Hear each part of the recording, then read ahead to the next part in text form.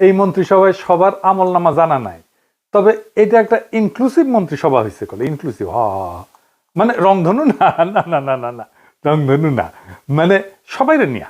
এখানে বিএনপি আছে, গণ অধিকার পরিষদ আছে, গণসংহতি আছে, আবার নিরপেক্ষরাও আছে। যেমন ডাক্তার জাহিদ নিরপেক্ষ রাজনৈতিক বিশ্লেষক, সেও বিএনপি সরকারে আছে, তো নিরপেক্ষদেরকেও নিছে। প্রফেসর ইউনূসের সরকারও আছে, যেমন অ্যাটর্নি জেনারেল, আবার গুপ্তও আছে। গুপ্ত গুপ্ত কে গুপ্ত জানেন? জানেন না? হ্যাঁ শুনেন।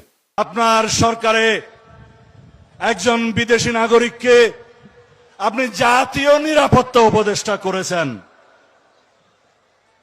আপনার কি সেই আক্কেল জ্ঞান নাই? একজন বিদেশি নাগরিকের কাছে এই দেশের সেনাবাহিনী নিরাপত্তা সংক্রান্ত রিপোর্ট প্রদান করবে কিভাবে ভাবলেন? খলিলুর রহমান সাহেব কোন রাজপথে মিছিলে ছিলেন? আপনারা কি দেখেছেন খলিলুর রহমানকে কোনোদিন বাংলাদেশের রাজনৈতিক অঙ্গনে গণতন্ত্রের জন্য, ভোটাধিকারের জন্য, মানুষের সেবার জন্য এগিয়ে এসেছেন? সেই জাতীয় নিরাপত্তা উপদেষ্টাকে আপনি বিদায় করুন। সেই জাতীয় নিরাপত্তা উপদেষ্টা হয় নিজে পদত্যাগ করবে, না হয় আপনি তাকে বিদায় করবেন।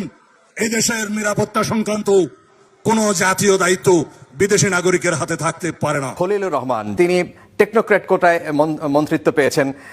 এই অন্তর্বর্তী সরকারের সময় যিনি দায়িত্বে ছিলেন, এটি অনেকের কাছেই একটু খটকা লাগার বিষয় ছিল, অথবা সারপ্রাইজ হয়েছেন অনেকেই। গুপ্ত গুপ্ত